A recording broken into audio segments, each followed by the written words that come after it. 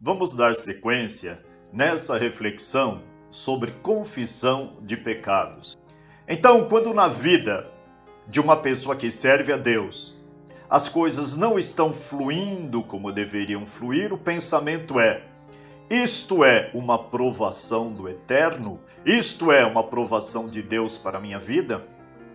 Ou a consequência de um pecado não confessado?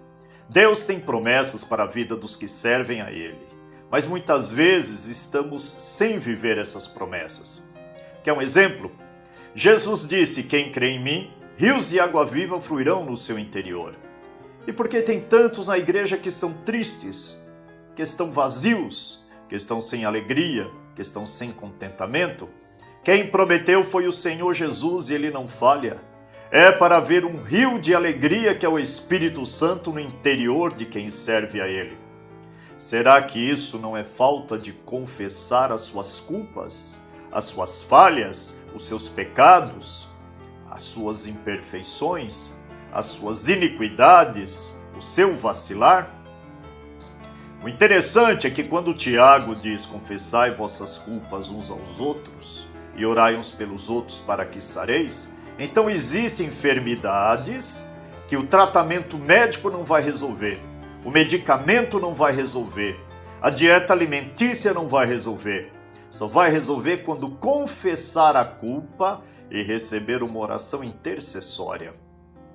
Baseada em Provérbios 28 e 13, que eu já citei, aquele que encobre as suas transgressões nunca prosperará. Pode ser várias áreas da vida que não vai prosperar. Não vai prosperar na felicidade matrimonial, não vai prosperar no relacionamento com as pessoas, não vai prosperar na realização profissional, não vai prosperar na sua chamada de servir a Deus, não vai prosperar na sua saúde, vários âmbitos da vida. Mas o que confessa e deixa vai prosperar, vai alcançar misericórdia, a graça de Deus virá para socorrer.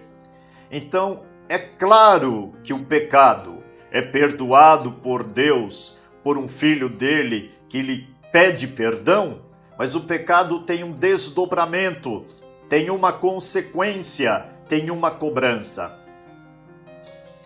Vamos abordar aqui algumas áreas sobre isso, sobre consequência do pecado. Lembra de Jó?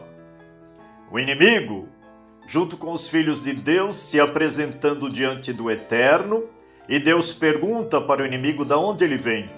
Ele responde que vem andar pela terra e passear por ela. Dá a entender que ele está buscando, procurando vestígio para acusar os filhos de Deus.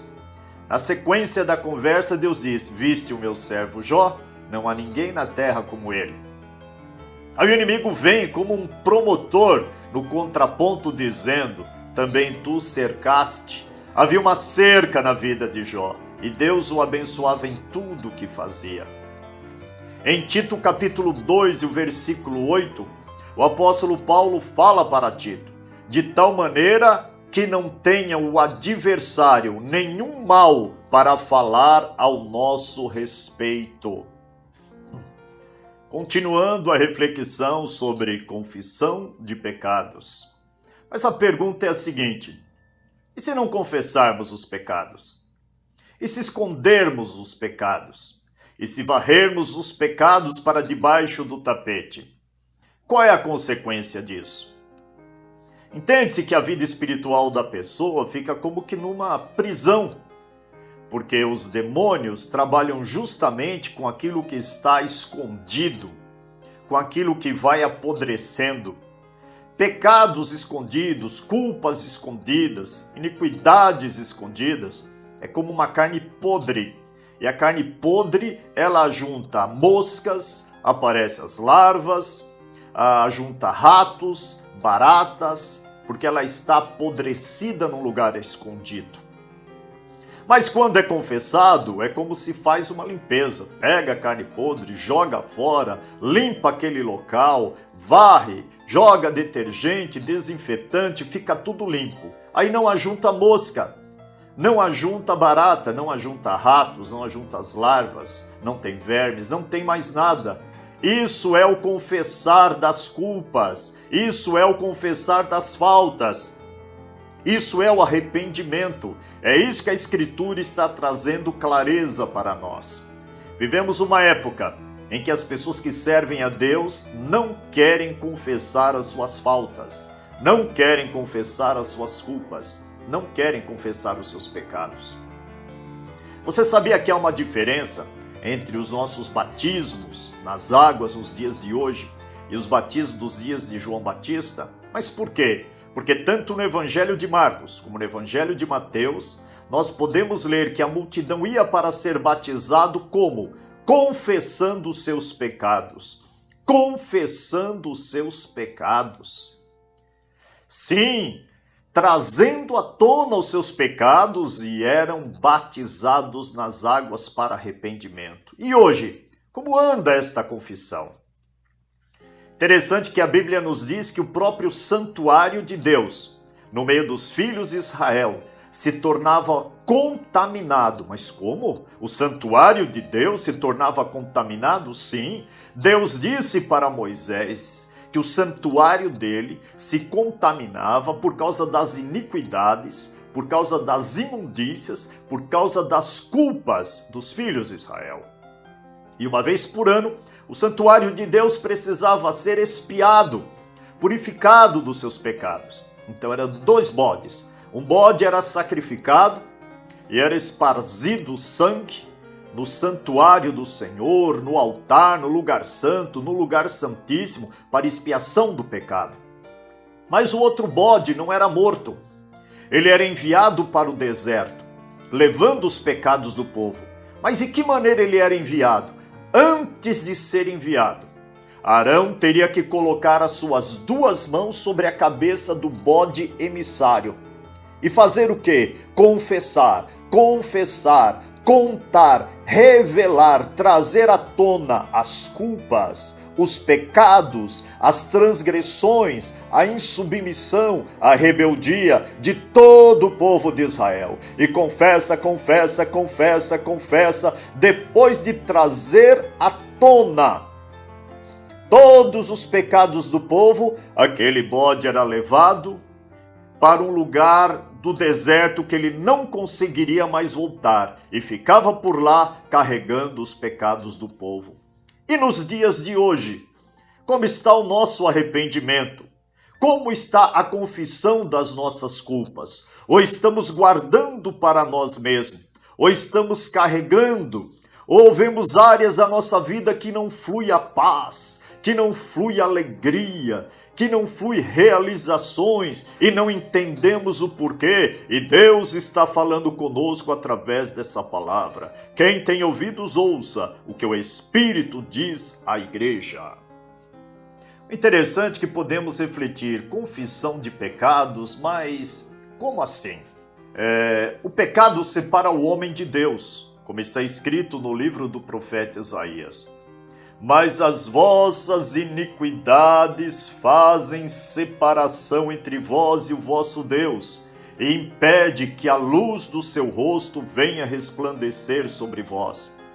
Interessante o que a Bíblia nos diz.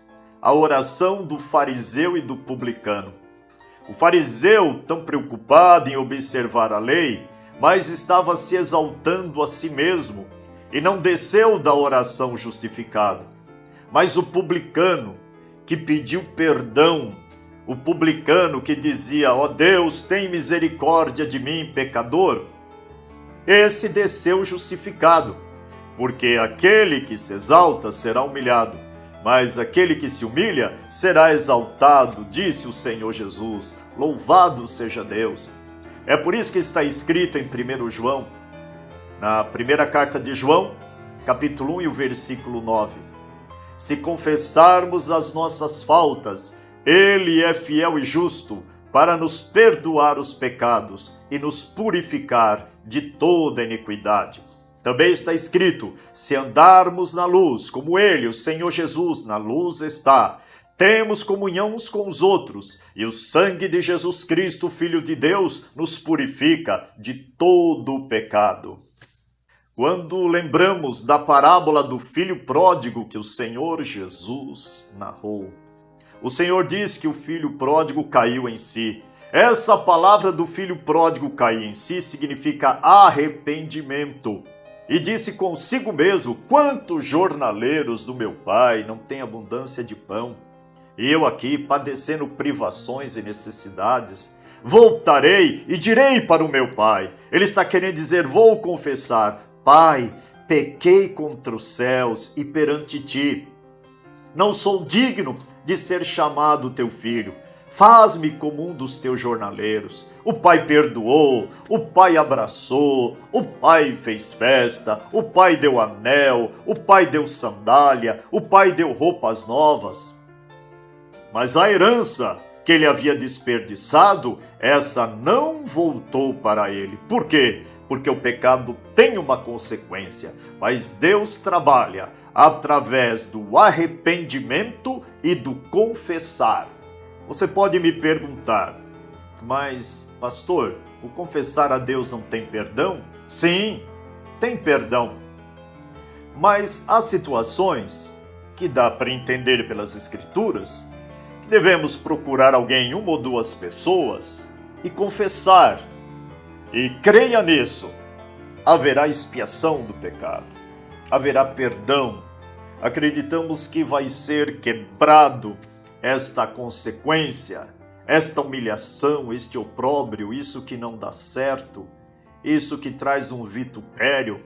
Cremos nisso. Então eu vou concluir te deixando alguns versículos. Eu vou ler para concluir Mateus 18, os versículos 16, o 18, o 19 e o 20. Ouça o Senhor Jesus falando, é uma recomendação para se aplicar na nossa vida, para confessarmos e ser cancelado, e ser quebrado o que não dá certo, nosso opróbrio, nossa humilhação, nosso vitupério. Jesus está dizendo assim: mas se não ouvir, leve com você uma ou duas pessoas para fazer o que manda as Escrituras Sagradas. Elas dizem: qualquer acusação precisa ser confirmada pela palavra de pelo menos duas testemunhas. Lembra que no Antigo Testamento, Deus diz que duas testemunhas idôneas, duas testemunhas sérias, respeitadas, a palavra de duas testemunhas é confirmada. E Jesus também diz: na vossa lei está escrito que a palavra de duas testemunhas é verdadeira, é confirmada. Não sou eu sozinho, sou eu e o Pai. Então, somos dois. E aqui o Senhor fala de dois também. Mas ouça o versículo 18 agora. Em verdade vos digo, tudo quanto ligardes na terra, terá sido ligado no céu, e tudo quanto desligardes na terra, terá sido desligado no céu. É na sequência esse versículo de Jesus falando de dois. E o 19 lhe diz: ainda vos digo mais, se dois de vós na terra concordarem em pedir acerca de qualquer questão, isso lhe será feito por meu Pai que está nos céus. Então qualquer pedido ali, de dois em concordância, Deus responderá. E por fim o versículo 20, porque onde estiverem dois ou três reunidos em meu nome, aí estou eu no meio deles. Então tudo é confirmado. Creia na misericórdia do Senhor, creia no perdão do Senhor, creia que quando nos arrependemos e confessamos, há vitória para nós na nossa comunhão com Deus e em todas as áreas da nossa vida, a bênção do Senhor virá. Em nome de Jesus, seja abençoado e compartilhe esta palavra com seus contatos.